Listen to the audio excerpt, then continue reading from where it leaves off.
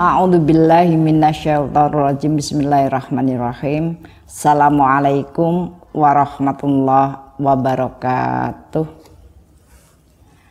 Asbahna wa asbahal mulku lillah walhamdulillah la syarikalah la ilaha illa huwa wa ilaihin nusur.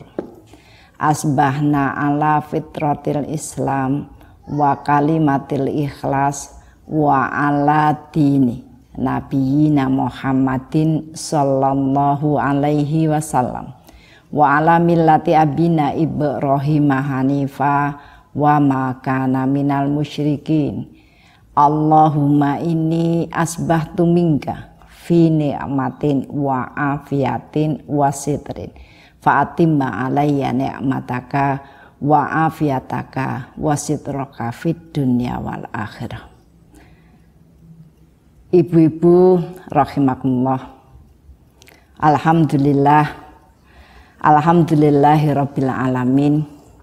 Asyhadu an la ilaha illallah wa asyhadu anna Muhammadan abduhu wa rasuluh. Allahumma sholli ala sayyidina Muhammad wa ala ali sayyidina Muhammad. Alhamdulillahirabbil alamin. Segala puji bagi Allah yang telah memberikan kepada kita banyak kesempatan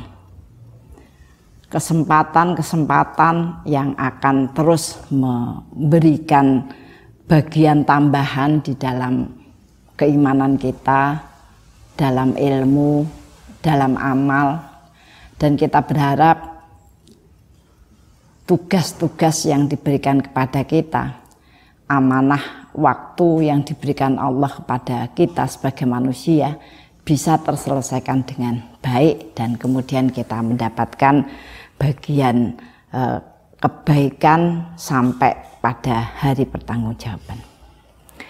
Ibu-ibu rahimakumullah, kita lanjutkan ya bincang-bincang kita kemarin ya, yang sudah kita mulai, tinggal sedikit yang perlu kita bahas tentang menyempurnakan kewajiban. Kemarin dari hal-hal yang kita bicarakan itu punya sebuah titik tolak ya, bahwa kehidupan ya, dalam kehidupan manusia itu ada 3 hal ya yang perlu diperhatikan agar kita punya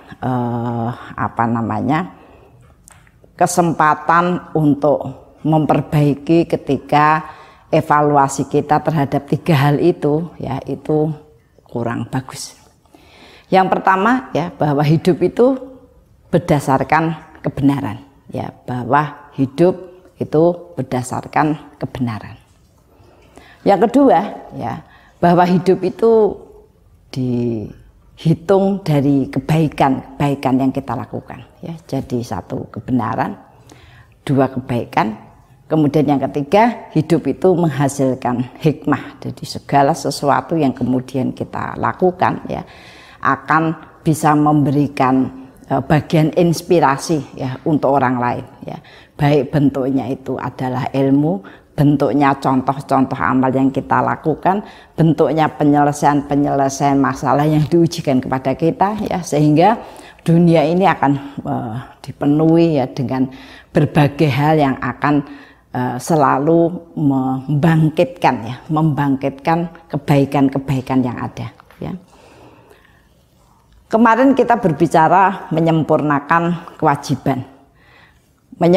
kewajiban kepada Allah, kepada Rasul, ya, kepada diri, kepada keluarga, dan kepada masyarakat. Yang kemudian memunculkan sifat-sifat yang mulia, yang memancarkan energi positif. Ya. Jadi Allah itu tetapkan kewajiban-kewajiban agar menjadi perhatian yang besar bagi manusia.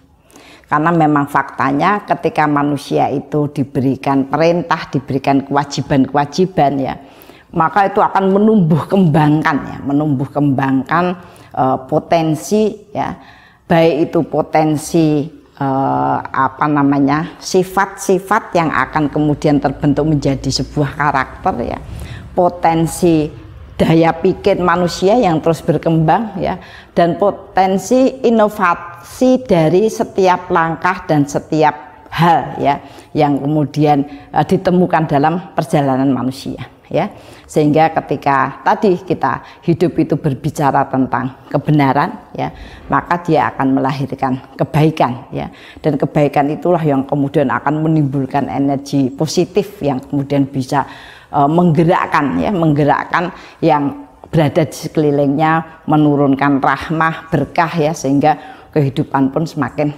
produktif gitu ya. Nah, yang terakhir ya, dari seluruh energi positif yang terbentuk ya, dan kemudian akan saling terkait, saling bau membau ya, menjadikan suasana itu memang suasana yang kuat ya, suasana yang akan bisa memberikan daya dorong yang kuat untuk berprestasi, berkarya ya, terus terhubung dengan dari sebuah keluarga, dari orang tua kepada anak, dari anak kepada saudara-saudaranya, dari sebuah keluarga kepada tetangga-tetangganya ya, dari sebuah apa namanya, kumpulan dari RT RW ya, kemudian kelurahan, semua akan kemudian terdapat sebuah energi ya yang sangat bisa bahkan meledakkan potensi ya.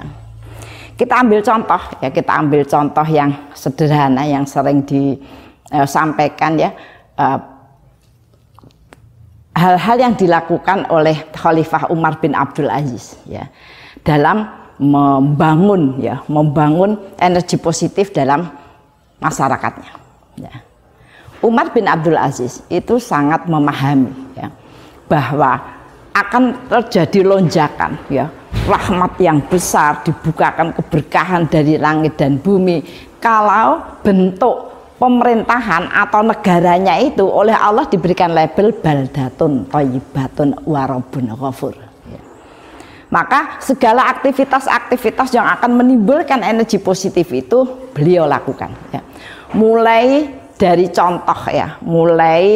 contoh-contoh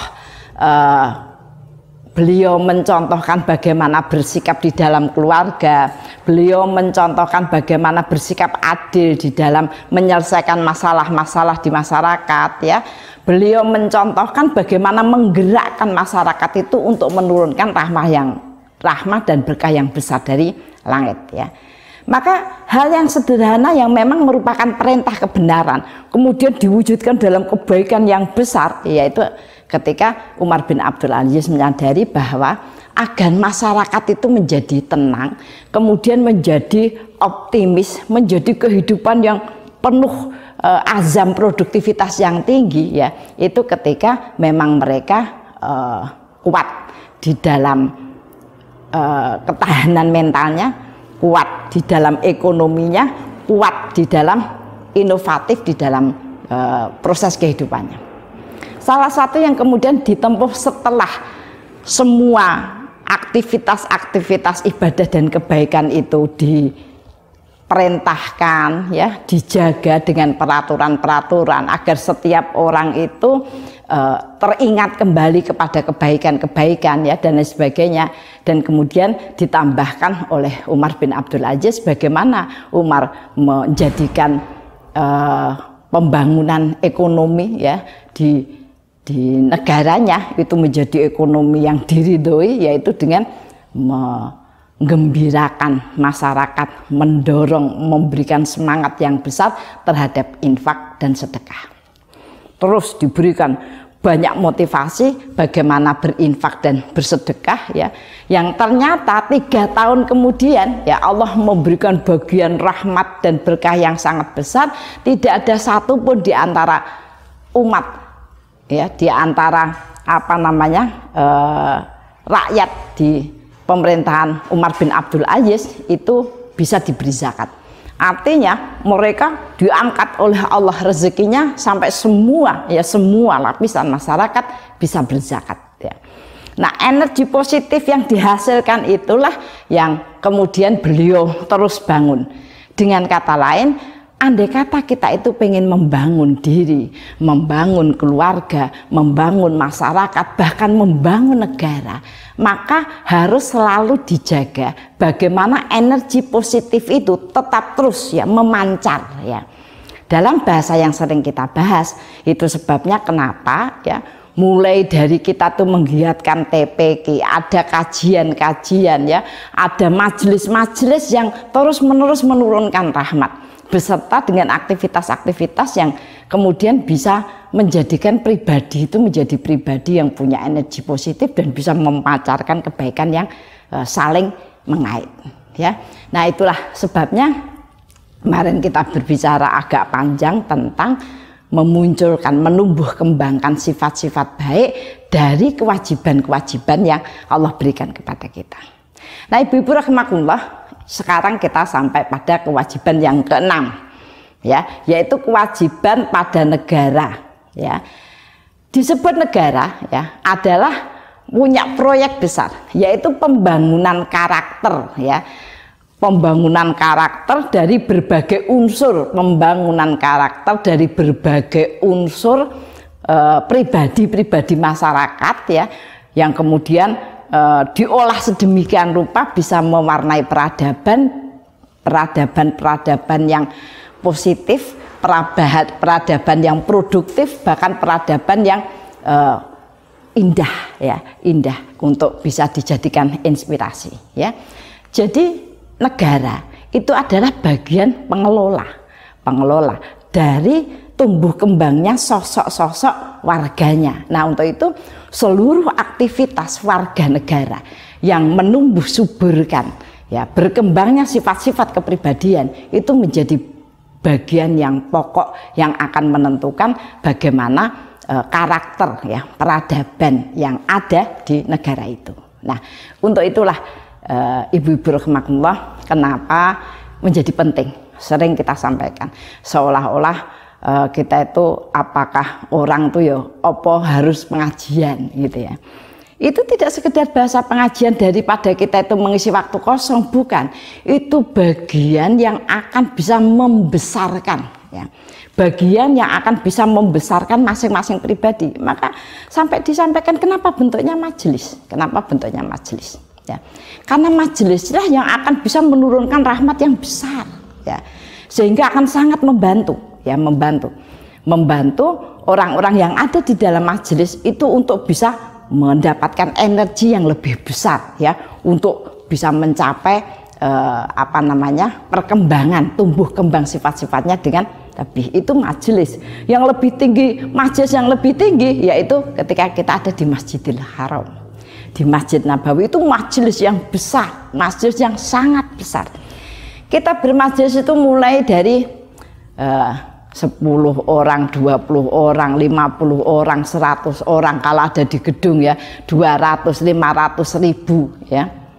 Di Masjidil Haram itu majelis bisa mencapai jutaan ya, jutaan dalam satu majelis, di bawah berpusat pada Ka'bah, di bawah arsy ya. Maka sampai dikatakan Allah itu duduk di atas arsy ketika orang itu kemudian berputar mengelilingi ya Ka'bah ya. Di majelis yang sama Allah menurunkan rahmat yang sangat besar ya. Wajar kalau bahasa secara umum dikatakan kalau kita kepingin mendapatkan kekuatan yang banyak, mendapatkan rahmat dan rezeki yang besar, maka mereka berbondong-bondong berangkat umroh, berangkat haji. Yaitu hanya salah satu warna saja ketika seseorang itu berpendapat begitu. Pada dasarnya yang sangat dibutuhkan dalam kehidupan itu adalah rahmat yang besar ya. Maka tadi majelis pun kemudian mendapatkan turunan tadi.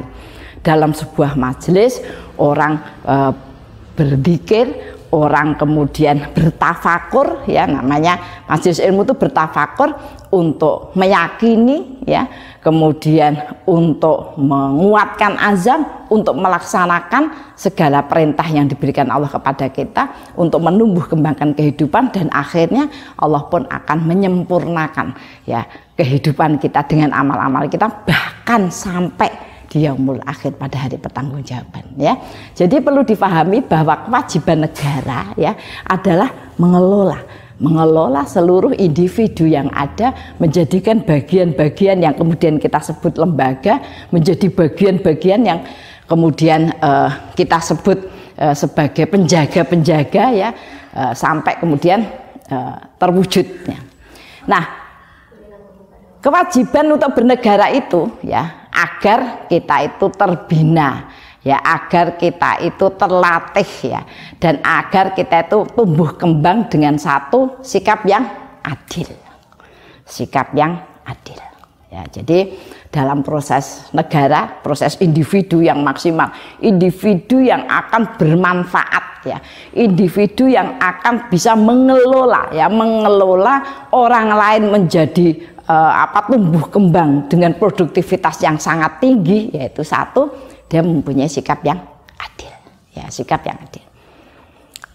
adil, ya, sehingga kalau dalam bahasa negara kita membina anak-anak, kita mengadakan aktivitas yang positif, kemudian ada sekolah dan lain sebagainya, puncaknya mewujudkan, ya, sosok-sosok manusia yang bisa bersikap adil.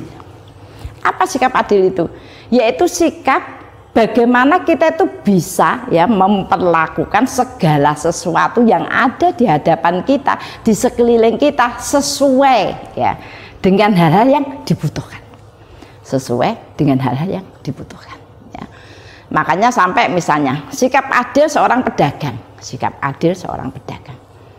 pedagang itu fungsinya bagaimana dia itu, ya, dia menjual sesuatu, ya, agar bisa menambah kemanfaatan, sebenarnya begitu, bukan untuk menipu, menambah kemanfaatan, memudahkan orang lain untuk mendapatkan sebuah barang, mendapatkan kebutuhannya, dengan kebutuhan itu kemudian dia berkembang, gitu. Harusnya begitu, sehingga ketika kemudian kita menjadi pedagang yang mendapatkan barang-barang yang menjadikan orang itu kemudian berkembang, itu artinya dia sudah memahami, ya, dia adil.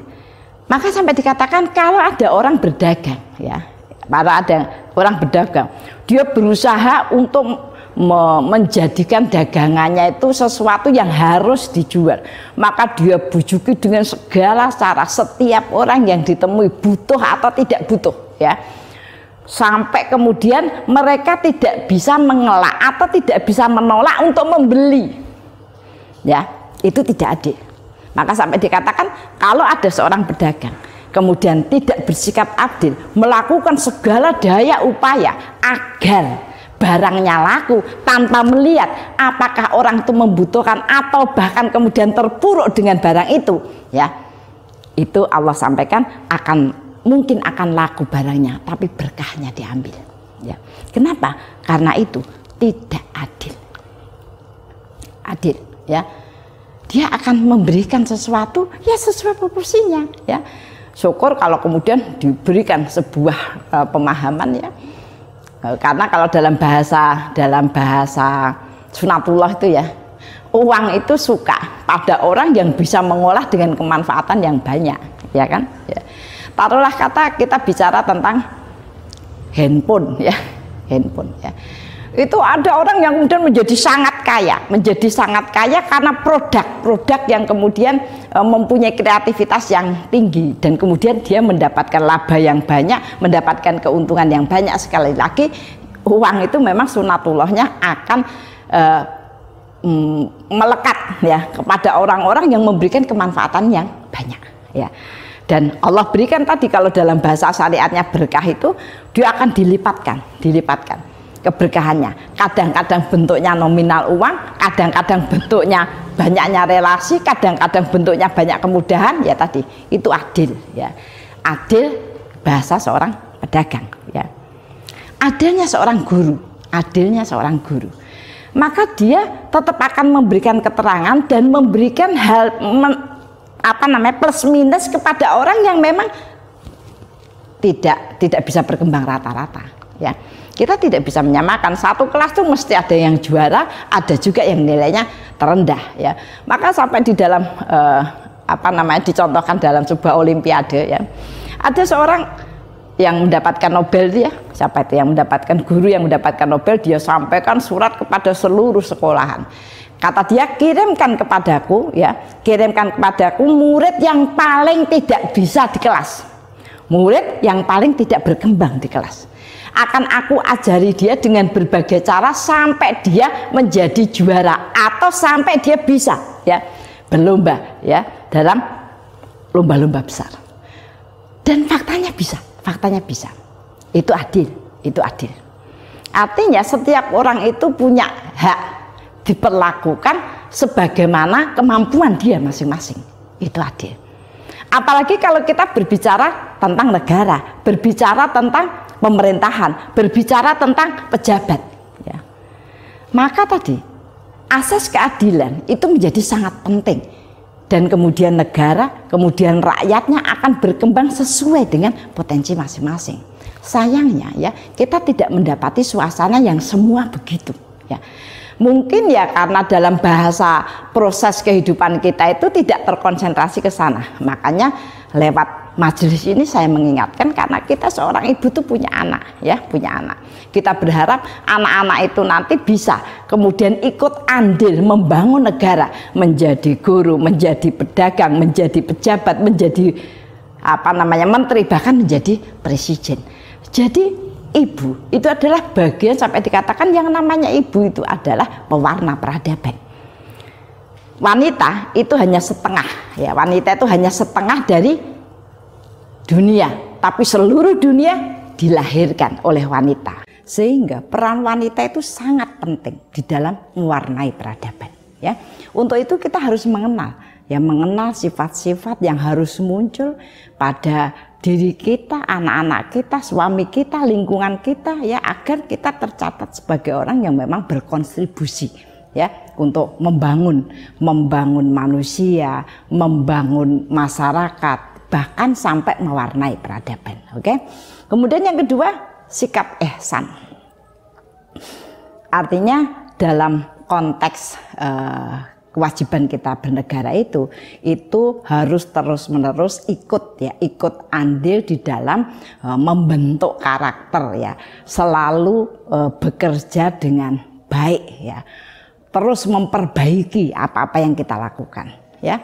Allah sampaikan kepada kita, waladina jahadu fina lanahdiyanahum subulana innallaha lama'al muhsinin ya. Jadi Allah sampaikan orang yang bersungguh-sungguh, orang yang bersungguh-sungguh mencari keridhaan Allah, beramal dengan sebaik-baiknya, maka Allah akan berikan kepadanya banyak jalan, banyak kesempatan, banyak peluang, banyak inovasi ya. Innallaha lama'al muhsinin. Allah suka pada orang yang selalu memperbaiki amalnya ya, tidak sekedar melakukan, memperbaiki amalnya ya. Jadi sosok-sosok seperti ini akan Allah angkat, Allah akan jadikan menjadi inspirasi ya, memancarkannya ya, sehingga kemudian akan menjadikan bagian yang besar ya dalam proses pembangunan. Kemudian yang ketiga, sikap kekerabatan ya. Di samping manusia itu membangun dirinya ya dengan pembangunan yang punya energi yang positif ya, artinya dia itu menjadi problem solver ya karena sosok perkembangannya. Tapi tidak lupa bahwa di dalam kumpulan manusia yang banyak, di dalam lingkup kita berkeluarga, bermasyarakat, bernegara, itu yang sangat juga dibutuhkan adalah sikap kekerabatan. Kenapa? Sudah pernah saya ingatkan. Sampai Allah itu mencontohkan atau memberikan konsep kepada kita. Kelak, manusia itu akan meminta persaksian ya, untuk menolong amal-amalnya, untuk menolong posisinya nanti di akhirat. Dan siapa yang diminta? Ya, siapa yang diminta persaksiannya itu adalah kerabat. Mereka keluarga kecil, keluarga besar, dan tetangga. Sering saya sampaikan, maka segala masalah yang terhubung dengan tiga hal yang nyangkut kekerabatan itu abaikan saja. Kita tidak perlu berbenturan, tidak perlu saling menyakiti, tidak perlu berbahaya hati. Walaupun kemudian tersakiti pun kita disuruh mengabaikan. Kenapa? Karena mereka adalah saksi-saksi dari apa-apa yang kita lakukan di dunia. Ya. Sehingga mereka kelak, ya tidak dalam bahasa nafsunya, mereka akan menyatakan bahwa kita adalah orang-orang yang sudah menyempurnakan kewajiban. Demikian juga sikap kekerabatan kepada negara. Itu memang sebuah sikap yang harus dibangun, ditumbuh suburkan. Apa itu? Satu, mengenal, ya, suka mengenal, ya. Kehidupan yang individualisme, ya itu sudah memupus banyak hal. Kita itu mengatakan kita gotong royong, kita kekeluargaan, namun proses kehidupan di masyarakat itu menunjukkan hal yang terjadi pengurangan yang sedemikian besar, ya. Banyak sekali orang yang tidak kenal dengan tetangganya, apalagi peduli, ya apalagi peduli, kecuali hal-hal ketika dia membutuhkan sesuatu, ya itu menjadi bagian yang kurang solid, ya akan terjadi kerapuhan, mulai dari tadi bentuk kerapuhan kerabat dalam bentuk keluarga sampai pada kekerabatan atau kekeluargaan dalam bentuk negara. Maka sifat mengenal, ya. Saya sering sekali melihat beberapa proses, ya, pengenalan di sekolahan itu, ya. Saya ada menyekolahkan anak di beberapa tempat. Satu hal yang saya suka itu ketika sekolah itu, saya bilang sama gurunya, sekolah itu setiap anak atau bahkan guru mengenal seluruh nama anak-anak. Di absen setiap kali pertemuan atau ganti pelajaran di absen kembali. Di absennya itu ya setengah nyari apakah anak-anak ada atau kemudian bolos, dan sekaligus untuk menghafalkan, mengenal, menghafalkan. Kenapa? Ya, kemarin sudah saya sampaikan pada bentuk kewajiban masyarakat, ketika kita biasa mendoakan orang lain, ya mendoakan orang lain, maka bersamaan itu juga kita akan dibersihkan, bahkan dikembangkan kepribadian kita secara otomatis. Karena apa? Karena malaikat pun akan menjawab doa-doa kita dengan mengatakan semoga demikian juga dengan kamu. Ya, nah itu tadi bagian mengenal. Yang kedua, memahami. Ya, jadi setiap lingkup proses gitu, ya, itu ada proses. Kalau tidak diproses itu juga tidak akan terjadi kata itu di majelis. Ya. Kita akui saja, saya sendiri sebagai guru ngaji, ya guru ngaji gitu. Saya sering ada di majelis-majelis. Kadang kalau tidak dengan upaya, ternyata kita tidak bisa mengenal. Maka kami pun mempunyai upaya bagaimana mengenal itu dengan data, dengan foto dan lain sebagainya. Karena itu menjadi kewajiban kita, ya mengenal, ya kemudian memahami, ya memahami. Ya tadi akan banyak peluang dari seseorang ketika dia memahami orang lain. Mungkin dapat hikmah, mungkin dapat kesempatan mendoakan, mungkin dapat kesempatan membantu, dapat kesempatan mengangkat beban. Yang kemudian efeknya tidak sekedar pada orang itu. Kita tuh kadang-kadang salah dalam berpikir. Ketika kita mengenal, memahami orang, menolong orang, menanggung orang, itu efek besarnya ada pada yang menolong. Yang ditolong itu ya sekedar dia diringankan dari bebannya, tetapi yang lebih besar itu ada yang pada menolong, ya. Maka hadisnya mengatakan kalau kamu membantu, ya saudaramu, ya kerabatmu, seseorang, ya maka Allah akan membantumu di dunia. Kalau kamu mengangkat beban, ya orang lain, maka Allah akan mengangkat bebanmu di dunia wal akhirat.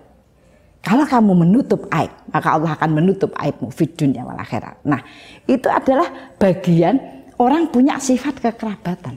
Kalau dalam bahasa negara kita, bagaimana kita itu punya asas kekeluargaan dan gotong royong, bagaimana gotong royong itu akan dilakukan kalau kekeluargaan, kekerabatan, hak-hak yang harus diberikan, itu tidak kita berikan.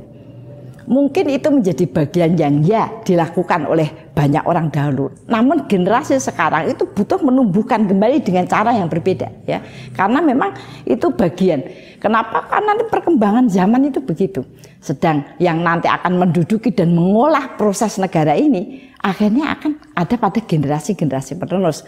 Makanya ibu-ibu menjadi sangat penting untuk mendoakan, untuk memproses, untuk mendekatkan pada bagian-bagian yang menumbuh kembangkan sifat-sifat yang baik, ya.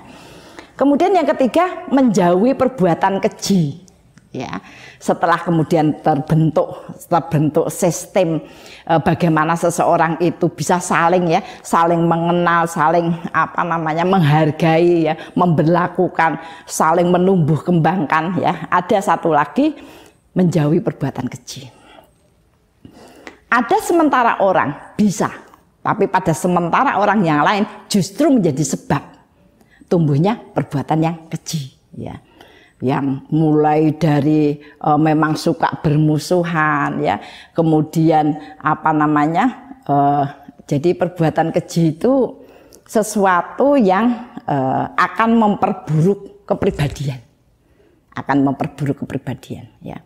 Sebenarnya termasuk seseorang yang dihina terus-menerus itu keji, itu akan merusak kepribadian ya.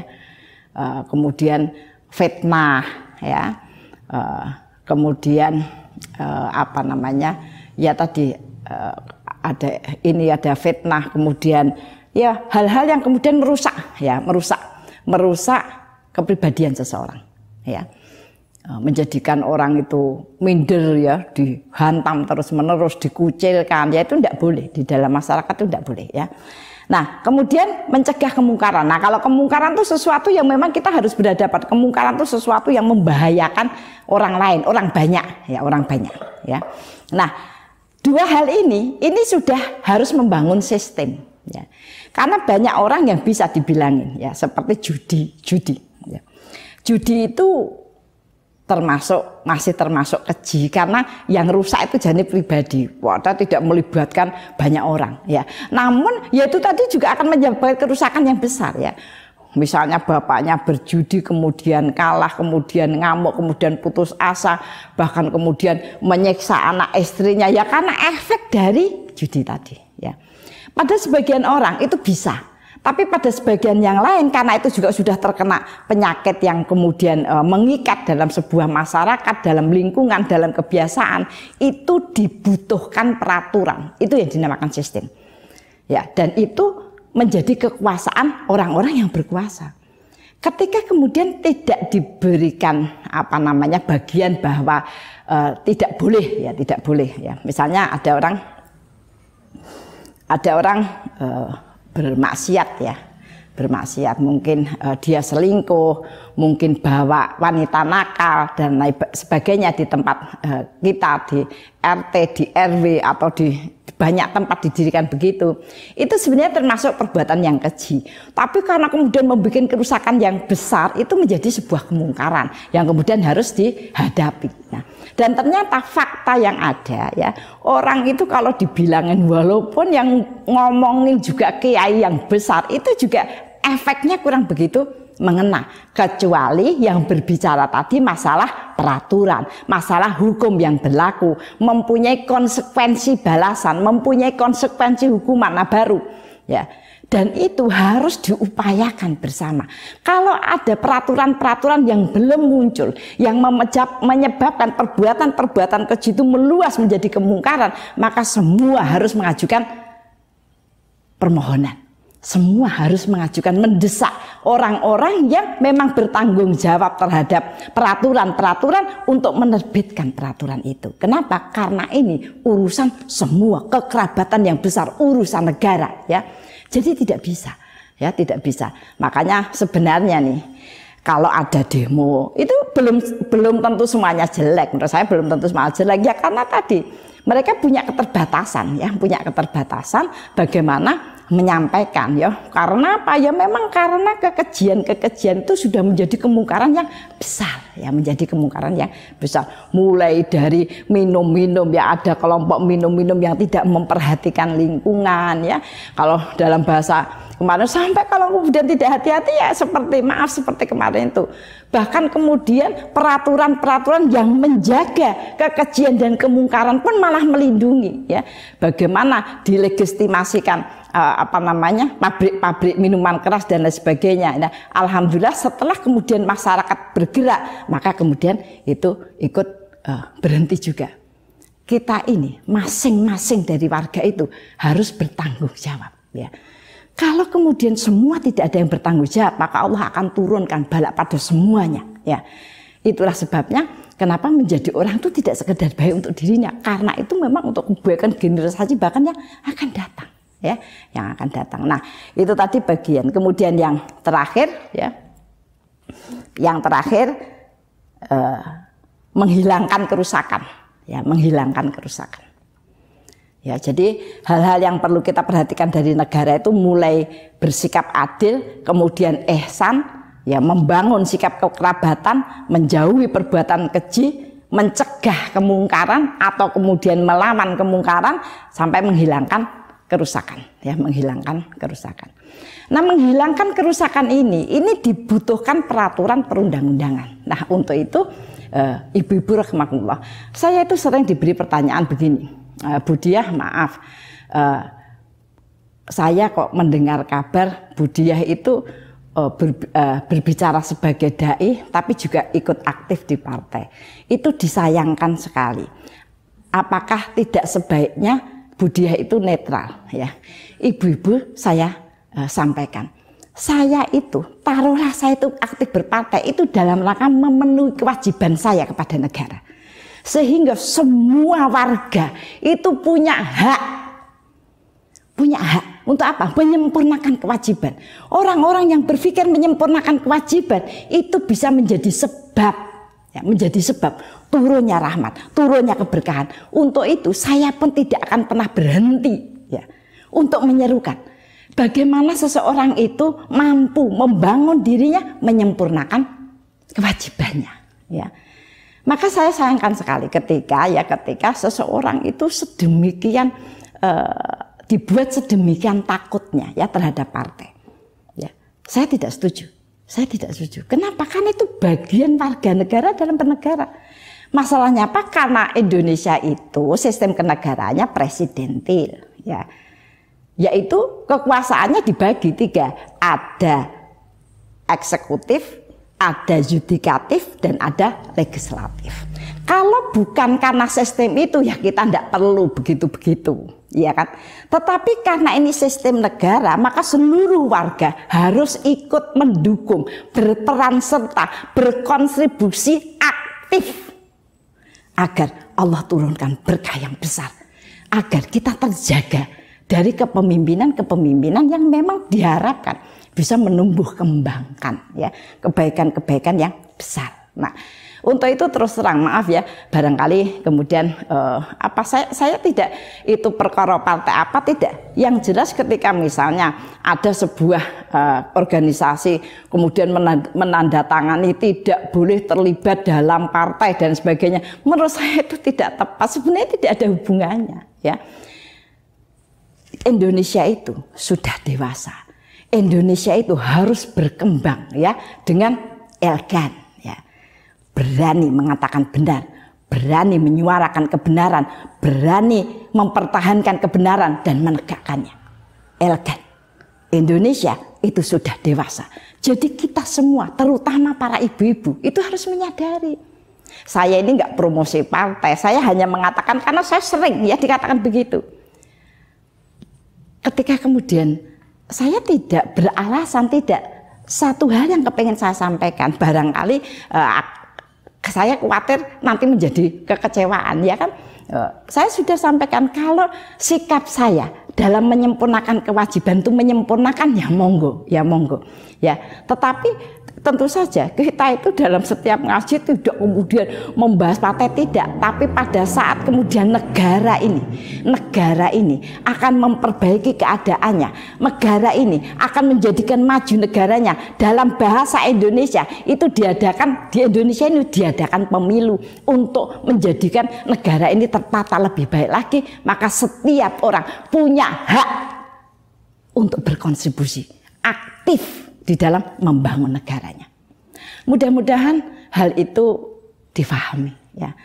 Kalau ada kata saya yang kurang mengenakan, saya mohon maaf, ya.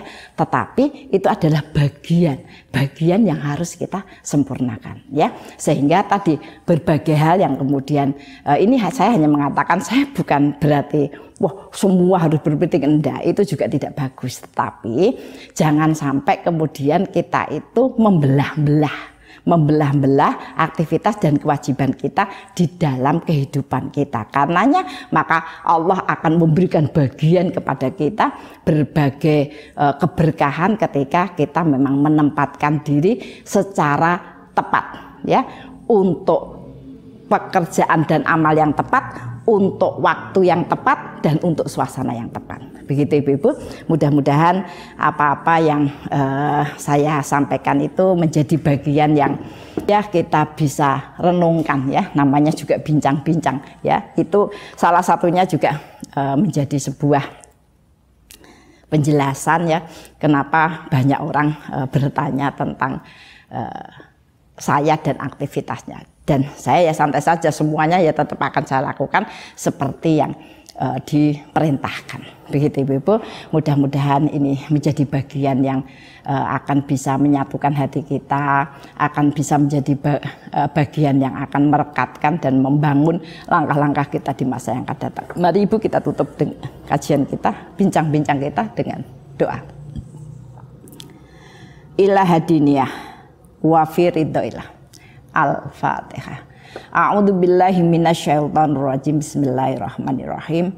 Alhamdulillahirabbil alamin, arrahmanir rahim, maliki yaumiddin. Iyyaka na'budu wa iyyaka nasta'in. Ihdinas siratal mustaqim. Siratal ladzina an'amta 'alaihim ghairil maghdubi 'alaihim waladdallin. Bismillahirrahmanirrahim. Qulillahumma malikal mulki tu'ti mulka man tasya wa tanzi'u mulka mimman tasya wa tu'izzu man tasya wa tudhillu man tasya biyadikal khair innaka ala kulli syai'in qadir tulijul laila fin nahar wa tulijun nahara fil lail wa tukhrijul hayya minal mayyiti wa tukhrijul mayyita minal hayyi wa tarzuqu man tasya bi ghairi hisab. Rabbana dhalamna anfusana wa illam taghfir lana wa tarhamna lanakunanna minal khasirin. Rabbana ighfir lana wa li ikhwanina alladziina sabaquna bil iman wa la taj'al fi qulubina ghillan lil ladziina amanu rabbana innaka raufur rahim. Rabbana la tuzigh qulubana ba'da idh hadaitana wa hab lana min ladunka rahmah innaka antal wahhab. Rabbana hab lana min azwajina wa dzurriyyatina qurrata a'yun waj'alna lil muttaqina imama. Rabbi firli wali walidayya warhamhuma kama rabbayani shaghira. Allahumma inni nas'aluka min khazainil fadlik. Allahumma inni nas'aluka min khazainil fadlik. Allahumma inni nas'aluka min khazainil fadlik. Allahumma inni nas'aluka salamatan fid din wa afiatan fil jasad wa ziyadatan fil ilmi wa barakatan fil rizqi wa taubatan qoblal maut wa rahmatan indal maut wa maghfiratan ba'dal maut. Allahumma hawin alaina fi sakaratil maut wa najatan minan nar wa afa indal hisab. Allahumma inni nas'aluka sabata fil amrina wa nas'aluka azimata rusdi wa nas'aluka syukra ni'mataka wa husna ibadatika wa nas'aluka lisanan shadiqan wa qalban salima wa khuluqan mustaqima wa na'udzubika min syarri ma ta'lam wa nas'aluka min khairi ma ta'lam wa nastaghfiruka mimma ta'lam innaka antal alamul ghuyub. Allahumma ja'alna muqimas shalah wa min dzurriyyatina. Allahumma ja'alna mafatihal khair wa maghliqas syarri fi kulli zaman wa makan wa ma'akul insan. Allahumma ja'alna minal ladzina idza ahsanu istabshiru wa idza asa'u istaghfaru. Allahumma ja'alna fi amalina ajrun kasiro wa sabrun wa rahmah wa hikmah wa barakah. Rabbana atina min ladunka rahmah wa hayyi lana min amrina rasada. Rabbana atina fid dunya hasanah wa fil akhirati hasanah wa qina adzabannar. Subhana rabbika rabbil izzati amma yasifun wassalamu ala mursalin walhamdulillahi rabbil alamin. Kita tutup dengan kafaratul majlis. Subhanakallahumma wa bihamdika asyhadu an la ilaha illa anta astaghfiruka wa atubu ilaik. Al-haqqu mir rabbik wa la takunanna minal muntarin. Alaikum minkum. Assalamualaikum warahmatullahi wabarakatuh.